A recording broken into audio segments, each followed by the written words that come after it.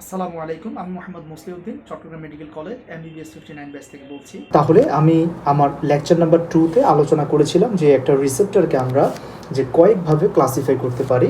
তো আজকে আমি ইনশাল্লাহ ইলেবোরেটলি সেগুলো ডিসকাস করবো আপনাদের সাথে। ওকে, তাহলে প্রথমে আমি বলেছি যে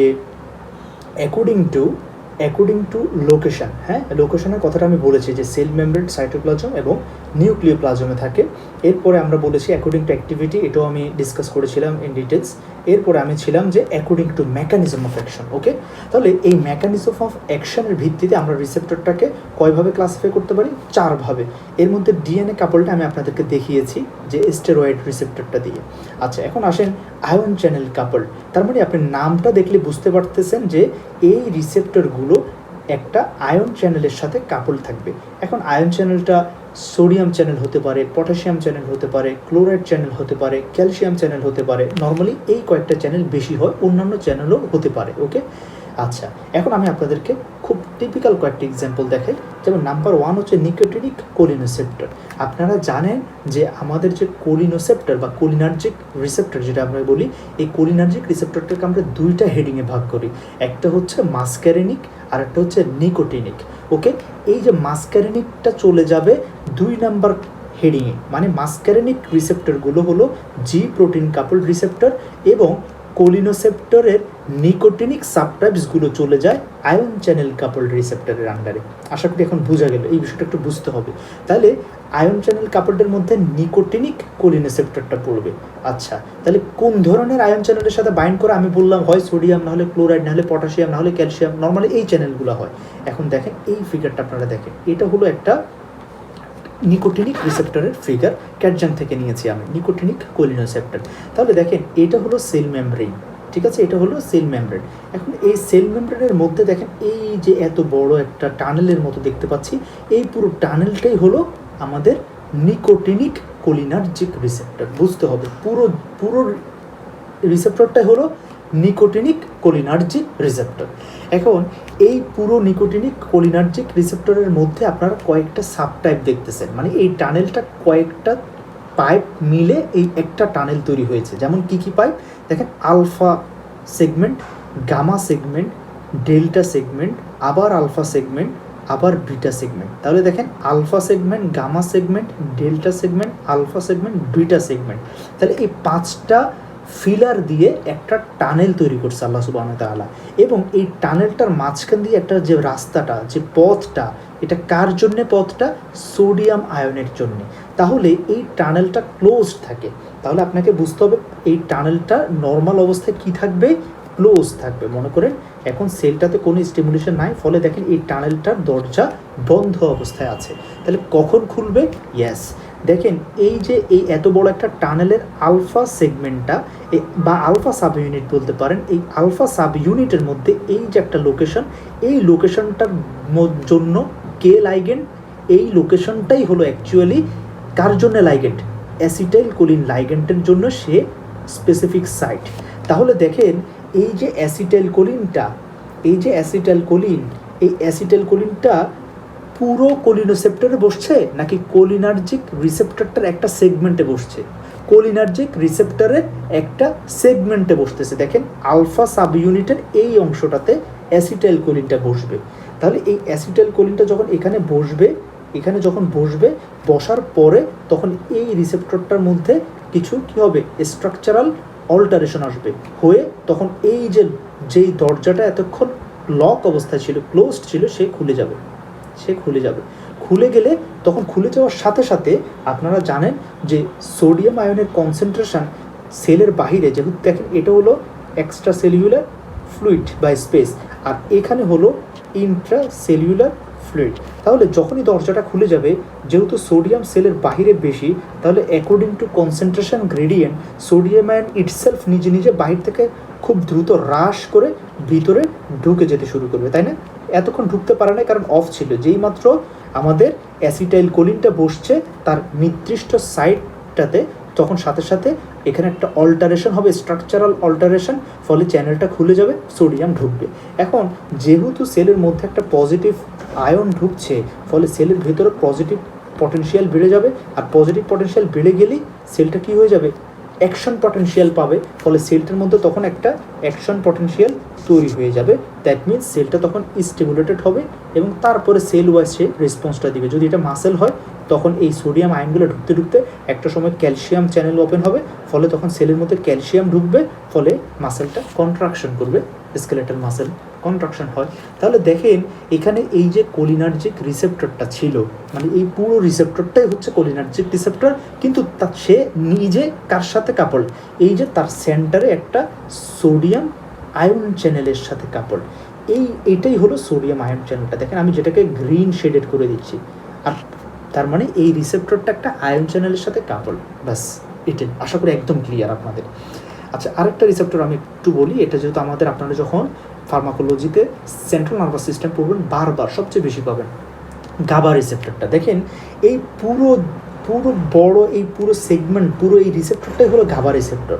এখন দেখেন এই গাবা রিসেপ্টরটা হুবহু এই নিকোটিনিক রিসেপ্টরটার মতো কয়টা সাব ইউনিট নিয়ে গঠিত দেখেন, alpha sub unit, beta sub unit, alpha sub unit, beta sub unit, gamma sub unit.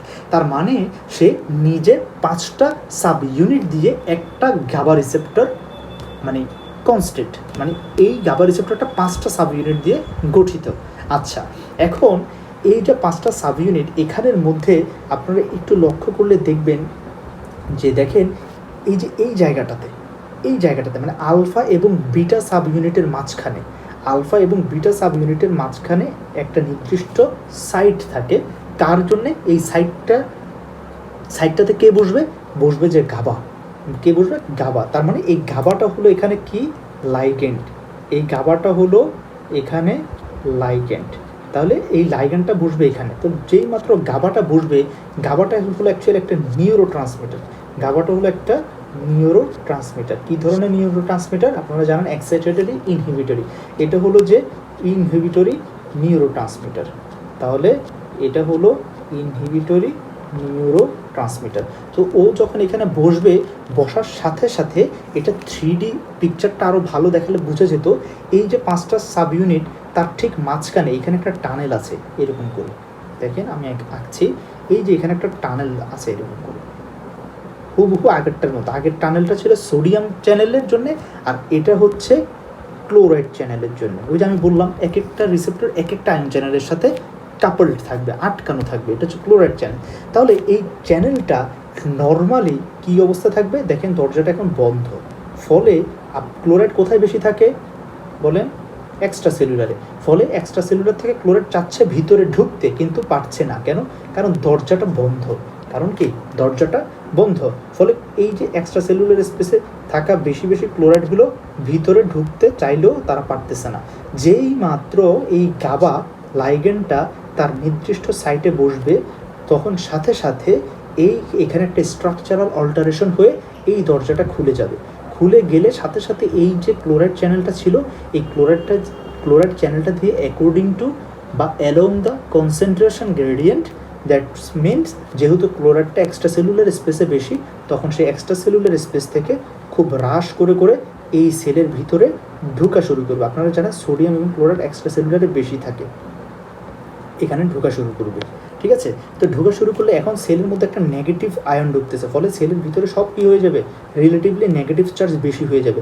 ফলে এখানে কি দেখা দিবে বলেন? আমরা ফিজিওলজিতে পড়ে এসেছি, সেটাকে আমরা বলছি হাইপার পোলারাইজেশন। সেটাকে আমরা বলছি যে হাইপার পোলারাইজেশন। ওকে, তাহলে একটা সেল যখন হাইপার পোলারাইজেশন কন্ডিশনে চলে যায়, ফলে তার মধ্যে খুব সহজেই আমরা অ্যাকশন পটেনশিয়াল তৈরি করতে পারবো কি পারবো না। কারণ অ্যাকশন পটেনশিয়াল তৈরি করতে হলে আমার দরকার পজিটিভ চার্জ, কিন্তু এখানে বেশি নেগেটিভ চার্জ হয়ে যাচ্ছে, ফলে আমরা আর অ্যাকশন পটেনশিয়ালটা তৈরি করতে পারবো না। তাহলে এইটা হলো ion channel coupled receptor. That means এই এত বড় একটা গাবা রিসেপ্টর আসলে তার কাজটা করতেছে তার ভিতরে লুকিয়ে থাকা একটা আয়ন চ্যানেলের মাধ্যমে। দেখেন নিকোটিনিক রিসেপ্টরটার মধ্যে যখন অ্যাসিটাইলকোলিন বসে, আলটিমেটলি এই নিকোটিনিক, এত বড় নিকোটিনিক রিসেপ্টরটা তার কাজটা করতেছে কিভাবে? তার কাজটা করতেছে ওই যে তার ভিতরে লুকিয়ে থাকা সোডিয়াম চ্যানেলের মাধ্যমে। আশা করি একেবারে ক্লিয়ার আপনাদের কনসেপ্টটা। ঠিক আছে? যদি আপনাদের বুঝতে কোনো অসুবিধা হয় আমাকে কমেন্টস করুন, আমি ইনশাল্লাহ চেষ্টা করব পরের লেকচারে সেটা নিয়ে আবার একটু ব্রিফলি ডিসকাস করতে। আচ্ছা, এখন এতটুকু আশা করি আপনাদের সমস্যা নেই। ওকে, তাহলে আয়ন চ্যানেলটা গেল, আমি বুঝালাম। আরেকটা হচ্ছে গ্লুটামেট রিসেপ্টর, এটা হচ্ছে একেবারে সেম, বাট মনে রাখবেন গ্লুটামেটটা হচ্ছে এক্সাইটেটরি রিসেপ্টর। ওকে ওকে, এখন হচ্ছে এবার আসেন জি প্রোটিন কাপল রিসেপ্টর। তাহলে জি প্রোটিন কাপল রিসেপ্টর আলোচনা করার আগে আমি একটু তার ব্যাকগ্রাউন্ড আপনাদের একটু বলি। আমাদের বডিতে যে autonomic receptor, autonomic nervous system মানে হলো সিম্প্যাথেটিক এবং হলো প্যারাসিম্প্যাথেটিক। এই যে অটোনমিক নার্ভাস সিস্টেম যে রিসেপ্টরগুলোর মাধ্যমে কাজ করে, হ্যাঁ, autonomic nervous system, that means sympathetic আর প্যারাসিম্প্যাথেটিক। এই রিসেপ্টরগুলোকে আমরা দুইটা হেডিংয়ে ভাগ করতে পারি। সিম্প্যাথেটিক নার্ভাস সিস্টেম কাজ করবে অ্যাড্রেনার্জিক রিসেপ্টরের মাধ্যমে, আর প্যারাসিম্প্যাথেটিক নার্ভাস সিস্টেম কাজ করবে কোলিনার্জিক রিসেপ্টরের মাধ্যমে। ঠিক আছে? আচ্ছা, এখন এই অ্যাড্রেনার্জিক এবং কোলিনার্জিক এই রিসেপ্টরগুলো, আরেকটা কথা বলি যে কোলিনার্জিক রিসেপ্টরটা আপনারা ফার্স্ট ইয়ারে পড়ে এসছেন যে কোলিনার্জিক রিসেপ্টরটাকে আমরা দুইটা ভাগে ভাগ করতে পারি, একটা হলো মাসক্যারেনিক, আরেকটা হলো নিকোটিনিক। ঠিক আছে? এখন এর মধ্যে এই যে মাসক্যারেনিক রিসেপ্টর, এটা হলো জি প্রোটিন কাপলড। মাসক্যারেনিক কোলিনার্জিক রিসেপ্টর হলো জি প্রোটিন কাপলড। আর নিকোটিনিকটা একটু আগেই দেখালাম, নিকোটিনিকটা কেমন বলেন? নিকোটিনিকটা হলো আয়ন চ্যানেল কাপলড। নিকোটিনিকটা হলো আয়ন চ্যানেল কাপলড। কী ধরনের আয়ন চ্যানেল কাপলড? একটু আগে দেখলেন যে সোডিয়াম আয়ন চ্যানেল কাপলড। আচ্ছা, এরপরে তাহলে এটা গেল কার ব্যাপার? Cholinergic receptor. তাহলে কোলিনার্জিক রিসেপ্টরের মাধ্যমে কোন নার্ভাস সিস্টেমটা কাজ করে? আমি বললাম যে প্যারাসিম্প্যাথেটিক। প্যারাসিম্প্যাথেটিক। আচ্ছা, আর আরেকটা যেটা বললাম যে sympathetic nervous system. Sympathetic nervous সিস্টেমটা কাজ করে অ্যাড্রেনার্জিক রিসেপ্টরের মাধ্যমে। কি রিসেপ্টর? অ্যাড্রেনার্জিক। এই অ্যাড্রেনার্জিক রিসেপ্টরগুলো আমরা দুই ভাগে ভাগ করতে পারি, একটা হলো আলফা সাবটাইপ আর একটা হলো বিটা সাবটাইপ। এই আলফাটা হচ্ছে আবার মূলত দুই ধরনের, আলফা 1, আলফা 2, আর বিটাটা আমরা তিনটা ভাগে ভাগ করতে পারি, বিটা 1, বিটা 2 এবং হচ্ছে বিটা 3। আচ্ছা, এখন আসেন আলফা 1টা, এই যে দেখেন টু অ্যাড্রেনার্জিক সবগুলোই জি প্রোটিন কাপল, সবগুলো অ্যাড্রেনার্জিক সবগুলো জি প্রোটিন কাপল। আর কোলিনার্জিকের মাসক্যারেনিকটা জি প্রোটিন কাপল, নিকোটিনিকটা আয়ন চ্যানেল কাপল। ক্লিয়ার? বিষয়টা ক্লিয়ার আশা করি। ওকে, এখন আসেন আলফা 1, এটা হলো, তাহলে আমি বলছি প্রথম ক্লাসে যে জি প্রোটিন বললে আপনার মাথায় প্রশ্ন আসতে হবে এটা কি ধরনের জি প্রোটিন, কি জিএস, জিআই না জি কিউ? এই জি আলফা 1টা হলো জি কিউ কাপল, জি কিউ কাপল। আলফা 2টা হলো জি আই কাপল। ওকে, আর এই বিটা 1, বিটা 2, বিটা 3 এই তিনোটাই হলো জিএস কাপল। আচ্ছা, তাহলে এই জিনিসটা একটু জানলেন, এটা জাস্ট বলার জন্য, মানে আমি আপনাকে এক্সপ্লেইন করতে চাচ্ছি অ্যাড্রেনার্জিক এবং কোলিনার্জিক রিসেপ্টরের মধ্যে ম্যাক্সিমামই হচ্ছে কি জি প্রোটিন কাপল, শুধু নিকোটিনিক কোলিনার্জিক রিসেপ্টরটা ছাড়া। আচ্ছা, এখন আসেন আমরা আপনাকে কয়েকটা রিসেপ্টর দেখাই। তাহলে আমি দেখেন জি প্রোটিন কাপল রিসেপ্টরের আন্ডারে কী নিয়ে এলাম? Adrenergic receptor, cholinergic receptor, histaminergic receptor, আরও অনেক রিসেপ্টর আছে এরকম জি প্রোটিন কাপল। আচ্ছা, এগুলো সবচেয়ে টিপিক্যালগুলো নিলাম। তো আসেন আমি আপনাকে এবার জি প্রোটিনটা দেখাই। এটা হচ্ছে ক্যাটজাঙ্কের একটা ফিগার। দেখেন জি প্রোটিনটা দেখতে কেমন। তাহলে আপনারা অলরেডি বুঝে গেলেন যে এইটা হলো সেল মেমব্রেন। দেখেন এই যে সেল মেমব্রেন, ফসফেট হেড, আর এটা হচ্ছে কি ফ্যাটি অ্যাসিড টেইল। আচ্ছা, তাহলে এই হলো সেলের বাহিরে, তাহলে এটাকে আমরা বলবো এক্সট্রা সেলুলার ফ্লুইড। আর এটা হলো সেলের ভিতরে, তাহলে এটাকে আমরা বলবো ইন্ট্রা সেলুলার ফ্লুইড। আচ্ছা, এখন এই যে মাঝখানে সাপের মতো যেটা দেখতে পাচ্ছেন, হ্যাঁ, লম্বা, এই স্ট্রাকচারটাই হলো জি প্রোটিন কাপল রিসেপ্টর। দেখেন এই যে এন টার্মিনাল, এটাকে আমরা বলি এন টার্মিনাল। এই যে এন টার্মিনাল থেকে শুরু হয়ে এই যে একবার পুরো সেল মেমব্রেনটা ক্রস করলো, তাহলে দেখেন পুরো সেল মেমব্রেন ক্রস করতেছে, ট্রান্সফার। ওই কারণে এটাকে বলি ট্রান্সমেমব্রেন রিসেপ্টর বলি আমরা, ট্রান্সমেমব্রেন, পুরো মেমব্রেন জুড়ে। তাহলে দেখেন এই যে একবার সেল মেমব্রেন ক্রস করে নামলো, আবার উঠলো, দুইবার, দেখেন একবার নামলো আবার উঠলো, 2, আবার নামলো, 3বার ক্রস করছে সেল মেমব্রেনকে, আবার উঠলো, 4বার, আবার নামলো, 5বার, আবার উঠলো, 6বার, আবার নামলো, 7বার। দেখেন এই যে 7 লিখা। ওকে, তাহলে এই যে রিসেপ্টরটা এত লম্বা একটা রিসেপ্টর সেল মেমব্রেনকে কয়বার ক্রস করছে? 7 বার। এই কারণে এটাকে বলে সারপেন্টাইন রিসেপ্টর। দেখেন এখানে একটা কথা আছে, এই যে সারপেন্টাইন রিসেপ্টর। আচ্ছা, এখন আসলে এখানে রিসেপ্টর হলো এই লম্বা অংশটাই, এই যে দেখেন যেটা লম্বা লুপ লুপ করে তৈরি, এটাই হলো মেইন রিসেপ্টরটা। এখন এই রিসেপ্টরটা একটা প্রোটিনের সাথে কানেক্টেড, এই প্রোটিনটার নাম হলো জি প্রোটিন। এই কারণেই এই রিসেপ্টরটার নাম হলো জি প্রোটিন কাপলড রিসেপ্টর। তার মানে রিসেপ্টর, মূল রিসেপ্টরটা এটা, তার সাথে জি প্রোটিন কাপলড, এই কারণে বলছে জি প্রোটিন কাপলড রিসেপ্টর। আর একটু আগে যে এক্সপ্লেনেশনটা দিয়েছিলাম আমি আয়ন চ্যানেল কাপলডের মধ্যে, দেখেন মেইন রিসেপ্টর নিকোটিনিক রিসেপ্টর হলো পুরো, এটা হলো পুরো ওই রিসেপ্টরটাই হলো নিকোটিনিক রিসেপ্টর। কিন্তু এই নিকোটিনিক রিসেপ্টরটা ভিতরে কার সাথে কানেক্টেড? একটা সোডিয়াম চ্যানেলের সাথে। ওই কারণে এটা যেহেতু আয়ন চ্যানেল কাপলড রিসেপ্টর। পুরো রিসেপ্টর হলো এই এত বড় অংশ পুরোটাই হলো গাবা রিসেপ্টর। দেখেন এই যে 5টা সাব ইউনিট বা 5টা সেগমেন্ট নিয়ে, কিন্তু এত বড় পুরো একটা রিসেপ্টর, তার ভিতরে কে অ্যাটাচড হয়ে আছে? একটা ক্লোরাইড চ্যানেল, একটা ক্লোরাইড চ্যানেল। তাহলে এটা একটা আয়ন চ্যানেল। ওই কারণে গাবা রিসেপ্টরটাকে আমরা কি বলি? Ion channel receptor, ion channel coupled receptor. কি আয়ন চ্যানেল? ক্লোরাইড। আচ্ছা, তো একইভাবে এখানে এত বড় একটা রিসেপ্টর, এই যে লম্বা সেল মেমব্রেনকে 7 বার ক্রস করছে, সে কার সাথে অ্যাটাচ? জি প্রোটিনের সাথে। এই কারণেই আমরা এই রিসেপ্টরটাকে বলি জি প্রোটিন কাপলড রিসেপ্টর। আচ্ছা, তাহলে এই কয়েকটা ইনফরমেশন আপনার জানা উচিত। এবার আসেন, এত বড় একটা রিসেপ্টর, আপনারা এর আগে দেখলেন যে গাবা রিসেপ্টরটা অনেক বড়। ওই পুরো রিসেপ্টরে কি গাবা বাইন্ড করে? না। দেখেন পুরো রিসেপ্টরে গাবা বাইন্ড করেনি। গাবা বাইন্ড করলো কোথায়? এই যে আলফা এবং বিটা সাব ইউনিটের মাঝখানে। দেখেন আলফা এবং বিটা সাব ইউনিটের মাঝখানে এই জায়গাটাতে পুরো রিসেপ্টর জাস্ট একটা নির্দিষ্ট লোকেশনে এই লাইগেন্ডটা বাইন্ড করে। ঠিক একইভাবে দেখেন নিকোটিনিকের ক্ষেত্রেও পুরো রিসেপ্টরে বাইন্ড করে না, একটা নির্দিষ্ট লোকেশনের মধ্যেই লাইগেন্ড অ্যাসিটাইল কোলিনটা এই যে এখানে বাইন্ড করছে, পুরো রিসেপ্টরে বাইন্ড করে নেই। আচ্ছা, ঠিক একইভাবে হুবহু সব কিছু একই, আপনাকে কোরিলেট করতে হবে। একইভাবে এখানে এত বড় রিসেপ্টরটাতে আমার অ্যাগনিস্টটা বা লাইগেন্ডটা বসবে না। লাইগেন্ডটা বসছে কোথায়? এই যে দেখেন এটা হলো অ্যাগনিস্ট। এখন জি প্রোটিন কাপলড রিসেপ্টরের অ্যাগনিস্ট হিসেবে খুব কমনলি আমরা আমাদের বডিতে আল্লাহ সুবহানাহু ওয়া তাআলা দিয়ে রেখেছেন অলরেডি নরএপিনেফ্রিন। এই দুটো এন্ডোজেনাস অ্যাড্রিনার্জিক লাইগেন্ড। হ্যাঁ, আর এন্ডোজেনাস কোলিনার্জিক লাইগেন্ড হচ্ছে কি? Acetyl choline. ঠিক আছে, কারণ অ্যাসিটাইল কোলিনটা হচ্ছে ওই যে আমাদের কিসে বসে? মাসক্যারেনিক রিসেপ্টরে এবং নিকোটিনিক রিসেপ্টর। আর নরএপিনেফ্রিন এবং এপিনেফ্রিন বসে আলফা রিসেপ্টর, যেটা অ্যাড্রিনার্জিক রিসেপ্টর, এবং বিটা রিসেপ্টর। এই কারণে এটাকে বলছি নরএপিনেফ্রিন এবং এপিনেফ্রিনকে এই কারণে আমি কি বললাম? এন্ডোজেনাস অ্যাড্রিনার্জিক লাইগেন্ড। আর অ্যাসিটাইল কোলিনকে বললাম এন্ডোজেনাস কোলিনার্জিক লাইগেন্ড। অ্যাসিটাইল কোলিন হলো এন্ডোজেনাস কোলিনার্জিক লাইগেন্ড, আর নরএপিনেফ্রিন এবং এপিনেফ্রিন হলো এন্ডোজেনাস অ্যাড্রিনার্জিক লাইগেন্ড। ওকে, আচ্ছা, এখন যেহেতু আমরা সহজভাবে চিন্তা করি, নরএপিনেফ্রিন দিয়ে আপনাদেরকে বোঝাই, তাহলে মনে করেন এই লাইগেন্ডটা হলো নরএপিনেফ্রিন। তাহলে এই নরএপিনেফ্রিন কি পুরো রিসেপ্টরটাতে বসবে? না।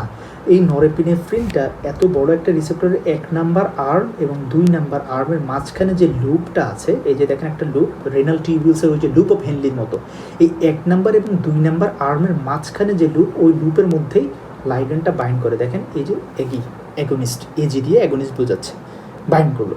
এখন ও যখন বাইন্ড করবে, বাইন্ড করার সাথে সাথে এই রিসেপ্টরটার মধ্যে একটা ট্রান্সফরমেশন শুরু হবে, মানে রিসেপ্টরটা তখন অ্যাক্টিভ হয়ে যাবে, ফলে এখানে একটা স্পার্কিং তৈরি হবে।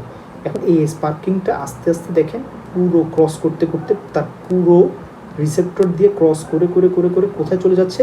C terminal. মানে এই যে এত শিকলের মতো পেঁচানো, এটাকে যদি আমি ট্রেনে সোজা করি, তাহলে এটা এরকম সোজা একটা টিউব হবে না? হ্যাঁ, এই টিউবের এই প্রান্তটাকে বলি এন টার্মিনাল, আর অপর প্রান্তটাকে বলবো সি টার্মিনাল, মানে কার্বক্সি টার্মিনাল, আর এটাকে বলি অ্যামাইনো টার্মিনাল।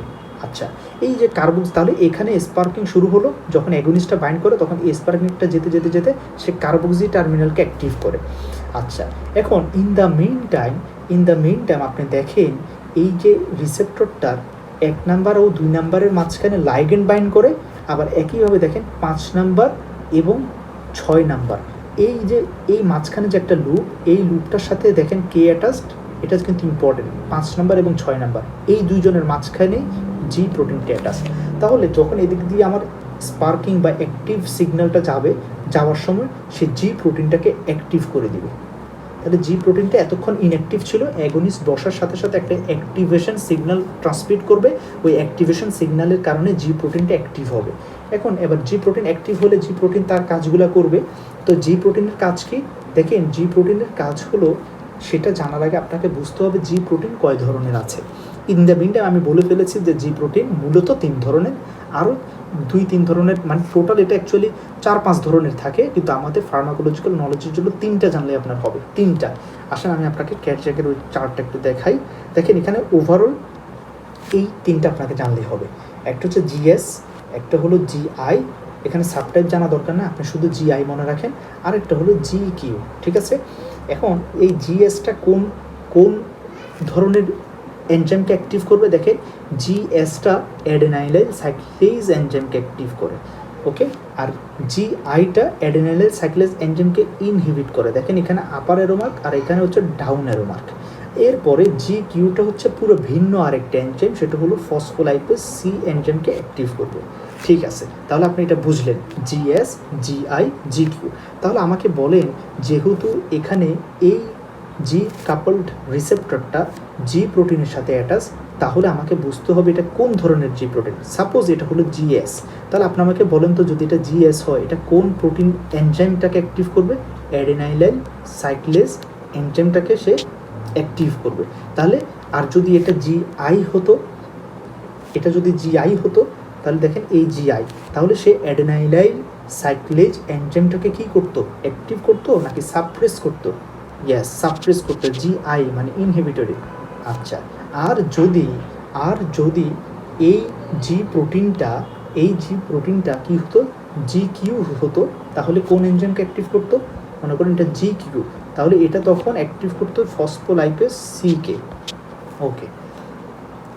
আচ্ছা, তাহলে এখন এতটুকু জানেন।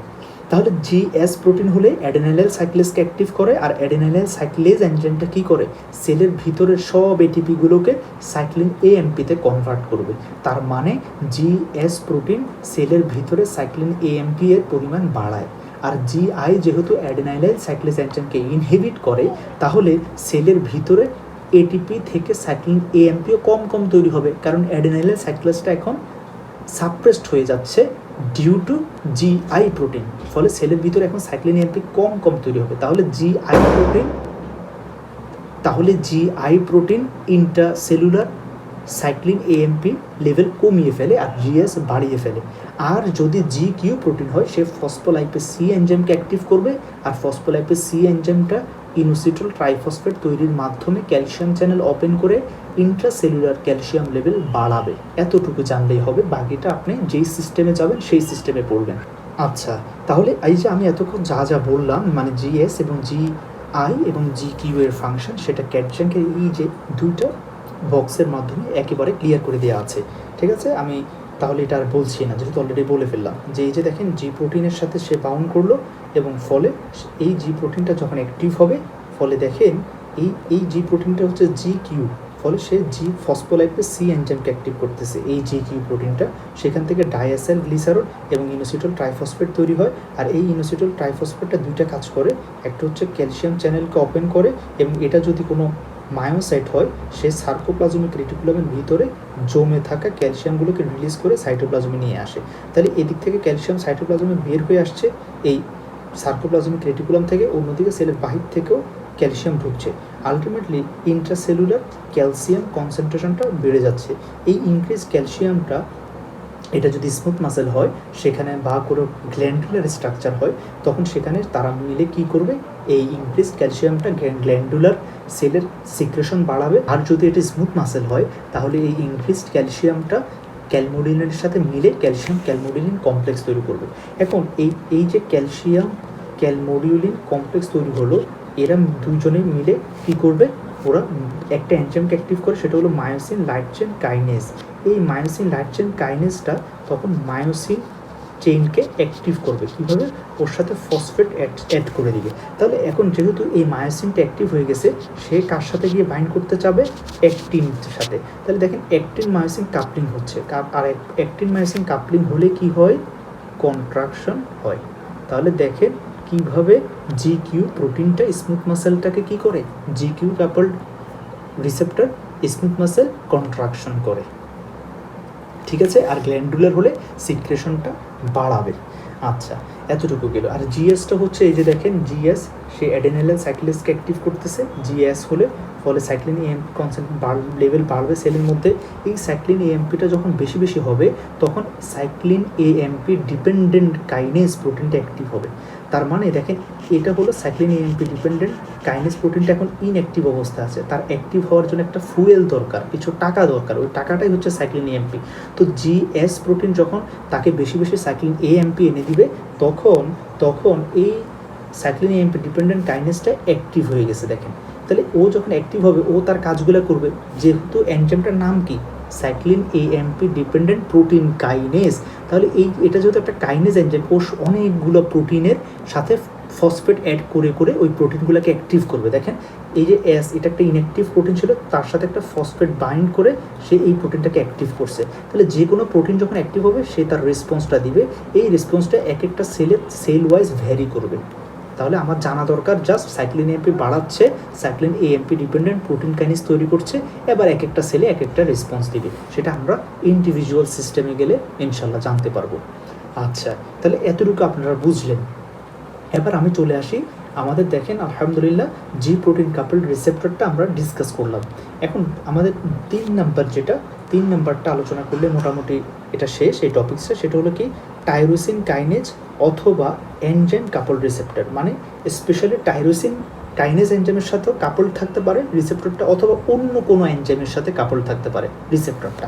আচ্ছা, এখন দেখেন টাইরোসিন কাইনেজ নাম বললেই আপনারা অলরেডি ফার্স্ট ইয়ারে পড়ছেন যে ইনসুলিন রিসেপ্টরের কথা ভেসে আসে প্রথমে। দেখেন এইটা হলো ইনসুলিন রিসেপ্টরটা, এই যে এখান থেকে শুরু করে এতটুকু জায়গা জুড়ে পুরোটা ইনসুলিন রিসেপ্টর।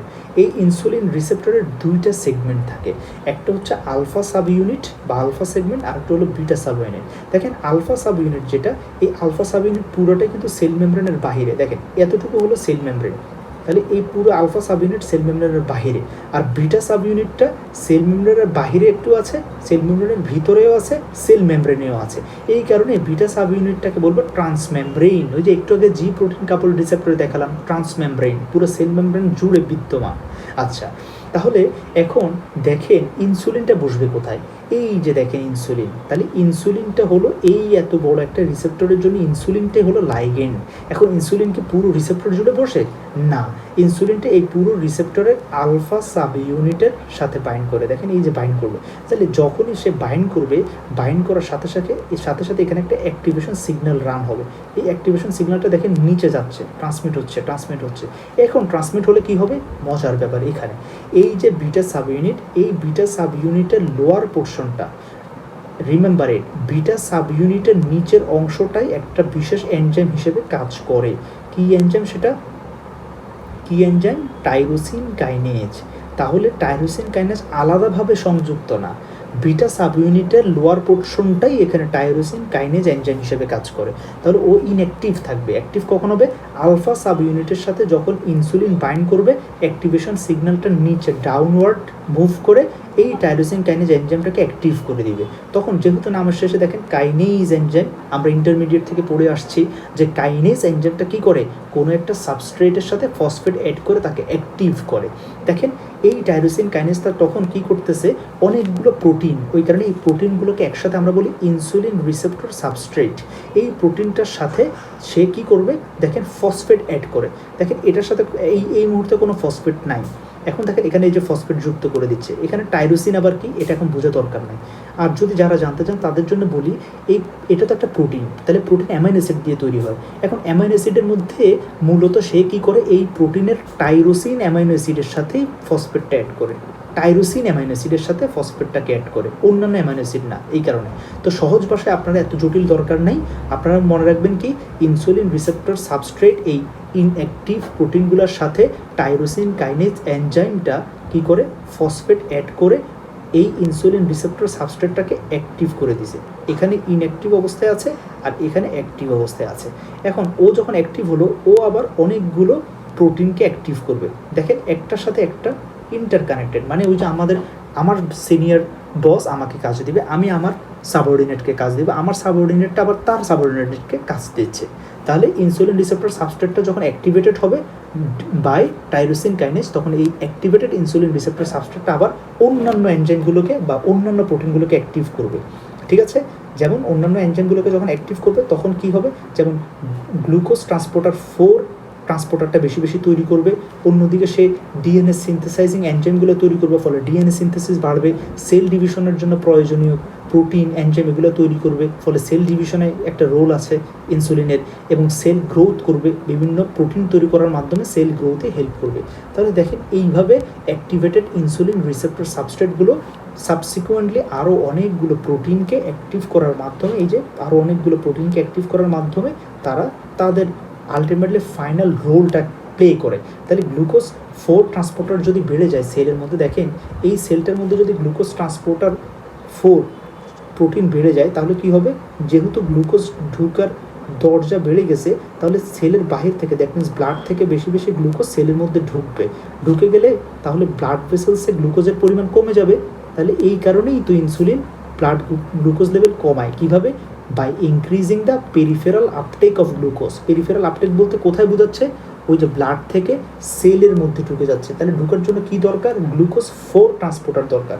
এই 4 ট্রান্সপোর্টারটা কে করে, অ্যাক্টিভেটেড ইনসুলিন রিসেপ্টর সাবস্ট্রেট তৈরি করে, তাকে অ্যাক্টিভকে করে টাইরোসিন কাইনেজ এনজাইম করে। টাইরোসিন কাইনেজ এনজাইমটা কখন অ্যাক্টিভ হবে, যখন আলফা সাব ইউনিটের সাথে ইনসুলিনটা বাইন্ড করে। দেখেন একটার সাথে একটা চেইন রিয়াকশনের মতো, বুঝে গেল কিনা? আচ্ছা, তাহলে এটাই হলো একটা টাইরোসিন কাইনেজ কাপল রিসেপ্টর। কেন? দেখেন এই রিসেপ্টরটার লোয়ার পোর্শনটা টাইরোসিন কাইনেজ এনজাইমের মতো কাজ করতেছে। তার মানে আমরা বলতে পারি না যে এই রিসেপ্টরটা টাইরোসিন কাইনেজ এনজাইমের সাথে কাপল, এই কারণে বলি টাইরোসিন কাইনেজ কাপল রিসেপ্টর। আচ্ছা, তাহলে এই জিনিসটা আশা করি আপনাদের ক্লিয়ার, ইনসুলিন রিসেপ্টরের বিষয়টা। এখন আসেন আমি আরেকটি এক্সাম্পল দেখালে আপনাদের ক্লিয়ার হবে। দেখেন এই যে এটা হলো সাইটোকাইন রিসেপ্টর, হ্যাঁ, এটাও ক্যাটজেকের একটা পিকচার। এই যে এই এতটুকু জায়গা জুড়ে এটা হলো সাইটোকাইন রিসেপ্টর। এখন এই সাইটোকাইন রিসেপ্টরের লাইগেন্ড কী হবে তাহলে, সাইটোকাইন। এই যে সাইটোকাইন, এই সাইটোকাইনটা যখন এই রিসেপ্টরের সাথে বাইন্ড করবে তখন এখানে একটা অ্যাক্টিভেশন সিগন্যাল রান করবে, সে ডাউনওয়ার্ড নামবে, নেমে সে তার, এখন একটা জিনিস দেখেন, এই যে রিসেপ্টরটা, এই রিসেপ্টরটার নিচে দুইটা এনজাইম অ্যাটাচড হয়ে আছে। দেখেন এই যে জে এ কে, এটাকে আমরা বলি যে genus kinase family tyrosine kinase enzyme. মানে এই দুইটা আসলে একটা টাইরোসিন কাইনেজ এনজাইম। কোন ফ্যামিলির? এরা হলো জেনাস কাইনেজ ফ্যামিলির। ওকে, এত ডিটেলস দরকার নাই আপনার। তাহলে যখন লাইগেন্ডটা বসবে রিসেপ্টরটা অ্যাক্টিভ হবে, অ্যাক্টিভ হলে অ্যাক্টিভেশন সিগন্যালটা নিচে নামবে, নেমে সে এই তার লোয়ার পোর্শনে লেগে থাকা টাইরোসিন কাইনেজ এনজাইমটাকে অ্যাক্টিভ করবে, এবং সে তখন তার নিচে থাকা, এগুলো হলো ট্রান্সক্রিপশন ফ্যাক্টর। তাহলে এই ট্রান্সক্রিপশন ফ্যাক্টরটা এতক্ষণ ইনঅ্যাক্টিভ ছিল, একটু বোঝেন। এই ট্রান্সক্রিপশন ফ্যাক্টরগুলো এতক্ষণ ইনঅ্যাক্টিভ ছিল। যখনই এই জেনাস কাইনেজ ফ্যামিলি এনজাইমটা অ্যাক্টিভ হবে তখন সে কী করবে, এই ট্রান্সক্রিপশন ফ্যাক্টরটার সাথে ফসফেট অ্যাড করে অ্যাক্টিভ করে দিবে, এই ট্রান্সক্রিপশন ফ্যাক্টরগুলোকে অ্যাক্টিভ করে দিচ্ছে।